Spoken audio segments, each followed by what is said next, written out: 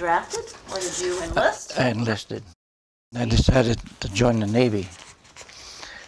As joining the Navy, I felt like I wanted to fly, do something different. And actually, I didn't have to go in the service because my shipyard quota, I was settled in the shipyard job I had was a coordinator. So you I didn't have to go. No. But you wanted to fly? I just wanted to fly. How did you become the photographer? I took it up in boot camp. Huh. In boot camp, we had specialties, what you want to specialize in stuff. And my specialty was flying and being a photographer. When I first joined, I spent 1 month in San Francisco boot camp. I've come home for a few days, and then shipped to Pearl Harbor right off the bat. This all happened back then. In a boot camp was just push through, get a few shots, and push right through. Upright. That's right. That's just about it. Can you walk? Can you breathe? You're right. You keep moving. That was about the size of boot camp in those days. Yeah, it was fast moving, all right. What was Pearl Harbor like in 1942? When I got there, the ships are still underwater. They still are. Yeah, one of them is, yeah. But the whole fleet was underwater when I was there. A group here and a group there, and we go aboard ships and take the ammunition off those, as the ships were being picked up. We take the ammunition off. It was bodies. I mean, it's just a dirty job. How long were you at Pearl Harbor doing that duty? Not very long, about probably 6, 7 months. Were there a number of photographers on the ship? Like, did you? I was the only photographer. Did they say, okay, we want certain types of photos, or was it strictly for, did you have a? In reconnaissance, they wanted to know if there was any, prior to an invasion, they were just anxious to see if there was any more movements on that island. So we'd be shelling those islands for months and months prior to, we'd shell and shell until there'd be no more movements on that island prior to an invasion. Now, when you say movement, you mean like military movement, or? Anything moving. People? Yeah. I mean, villages? They all left? They were all That was the idea? They're all underground. Well, okay. They're all underground. What kind of a jolt did you get going off and landing back on those seas? Was it? The pilot was strapped like this, and I would strap him in, and then I'd get in the back, and I was like this, and then when they're airborne, I would get up and I'd do the pilot and unstrap him, and then would be on that. So he was strapped back like this so he wouldn't break his neck? Yeah. Yeah. Yeah. So what did you do? You'd land in the water and they hoist you back on? The ship would take a 45-degree turn, so it's smooth, it's rough out there.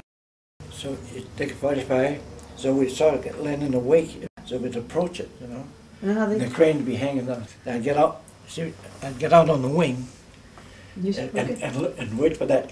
And then hook it on to something? The fellow would hang on to my feet. So you must have been, you have that good balance. Yeah. How many invasions did you photograph? 7. 7. I was in 7 invasions. So where would you stand to take the photograph? I'm sure you didn't stand in one place. You moved around. That's right. I moved around. I was generally up there on the quarterdeck. On the quarterdeck? Yeah. Where I could get the best shots, But I moved around to better for where my best location. As a photographer, I wasn't subject to be any one place at any one time. You were not? No. You could just be wherever you wanted? Yeah, freelancing. Just freelancing. And then would you send the film back to the United States? They didn't develop it on the ship, did you? I did it. You did it? You developed it on the ship? Yeah, I did all the developing and printing myself. Really? Yeah. They had a dark room on the ship, and did you do it all by yourself? All by myself. Yeah, I had a dark room, a printer, and an enlarger. To go in the aircraft carrier and get fitted out for clothing, flying, and we kept saying, I'm all set in flying clothing, my parachute and all, I'm all set. go aboard that carrier and get fitted out. So they fitted us out for all that heavy clothing, heavy shirts, helmets, boots. Jesus Christ, what is this? So back and then about 2 days out, this is we're going to Dutch Harbor. Everybody kept saying, when the hell's Dutch Harbor? It's in Alaska. You're going to Alaska from the Philippines? From the Philippines went to Alaska. What was it on? And we kept saying, what the hell are we going to do in Alaska? The priest put out on his dope sheet, a sailor's delight, there's a woman under every tree. There's no trees in Alaska. So we got prepped up. There's three cruises we got prepped up, and we decided to go meet the Japs in Kiska. And we engaged them full blast, and we were on the way. And the Jap fleet, they met us head on at Kiska.